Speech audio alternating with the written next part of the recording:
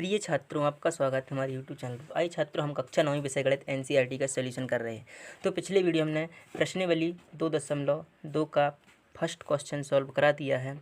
तो पिछला वीडियो हमारा यूट्यूब चैनल की प्लेलिस्ट पर जाकर आप देख सकते हैं। इस वीडियो में हम प्रश्न दूसरा को सॉल्व करेंगे। तो प्रश्न दूसरा है, निम्नलिखित बहुपदों में से प्रत्येक बहुपद के लिए P0, P1 और P2 ज्ञात कीजिए।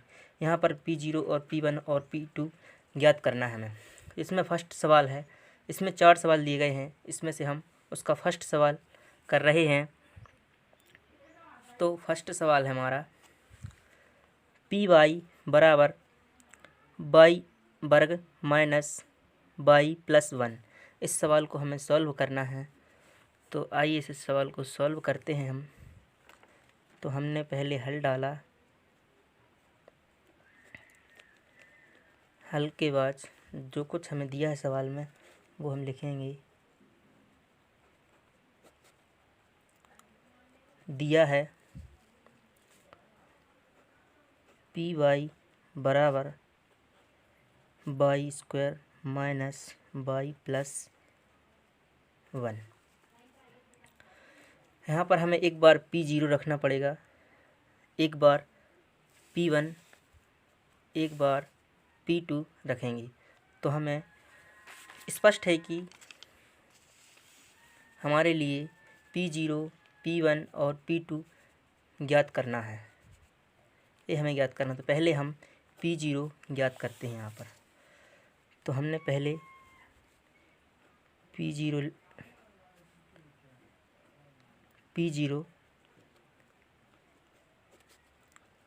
रखने पर P0 रख रहे पहले हम, तो यहाँ पर हो जाएगा y की जगह पर हम y की जगह पर हम 0 रखेंगे। तो P0 बराबर, जहाँ पर y है वहाँ पर हम 0 रख रहे हैं, तो 0 का वर्ग माइनस y की जगह पर हम 0 रख रहे हैं प्लस 1। तो इस प्रकार आगे सॉल्व करेंगे सवाल को।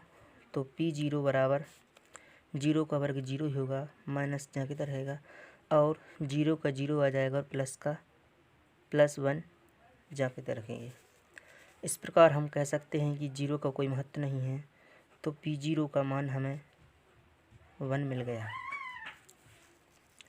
तो इसी प्रकार हमने 0 रखा, इसी प्रकार हम 1 को रखेंगे और P1 को रखेंगे और P2 को रखेंगे। P0 रख दिया, इसके बाद हम रखेंगे उसी समीकरण में। तो एक बार लिख लेते हैं। समीकरण हमारा था Py बराबर y² माइनस y प्लस 1। ये हमारा समीकरण है। तो इस समीकरण में हम P1 फिर रख रहे हैं, हम P1 रखने पर इस समीकरण हम P1 फिर रख रहे हैं। तो इसे हम पहला लिख सकते हैं और इसे हम दूसरा लिख सकते हैं। P1 रख रहा है इस समीकरण में, तो यहाँ पर हो जाएगा P1, y की जगह पर हमने 1 रख दिया और यहाँ पर भी हम 1 रख देंगे। तो 1² हो जाएगा माइनस 1 प्लस 1। तो यहाँ पर आगे सवाल को सॉल्व करेंगे। तो P1 बराबर आ जाएगा 1 माइनस 1 प्लस 1। तो आगे सवाल को सॉल्व करेंगे। तो P1 बराबर आ जाएगा, प्लस प्लस के जुड़ जाएंगे, तो यहाँ पर हो जाएंगे 2 माइनस का 1 से हम लिखेंगे। तो P1 बराबर आ जाएगा 1। तो इसी प्रकार हमने 2 मान रख दिए। इसी प्रकार हम P2 को ज्ञात करेंगे। अभी हमने पहले P0 ज्ञात कर लिया और P1 ज्ञात कर लिया। हम इसी प्रकार P2 को भी ज्ञात करेंगे। इसी प्रकार हम तीसरा थर्ड नंबर डाल सकते हैं हम उसी समीकरण में। P2 रखने पर उसी समीकरण में रखेंगे हम P2। तो समीकरण क्या था हमारा, Py बराबर y² माइनस y प्लस 1। ये हमारा समीकरण है। तो इस समीकरण में हम 2 को रखते हैं। तो यहाँ पर हो जाएगा P2 बराबर 2 का स्क्वायर माइनस 2 + 1। इस प्रकार सवाल को आगे सॉल्व करेंगे तो P2 बराबर हो जाएगा 4 - 2 + 1 हो जाएगा।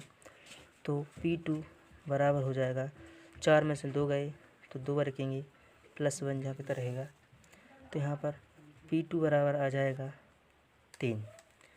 इसी प्रकार हमें तीनों के मान मिल गए।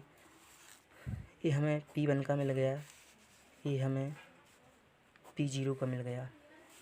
तो इस प्रकार हम लिख सकते हैं नीचे कि हमने P0 रखा तो हमें मान मिला 1, और P1 रखा तो मान मिला हमें 1, और P2 रखा तो हमें मान मिला 3।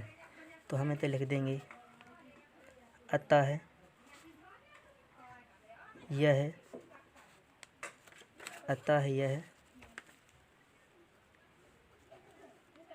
अभीष्ट मान है। आशा करते हैं कि दोस्तों आपको समझ में आया हो, और जो कुछ डाउट हो वो हमें कमेंट में ज़रूर पूछें। Thank you.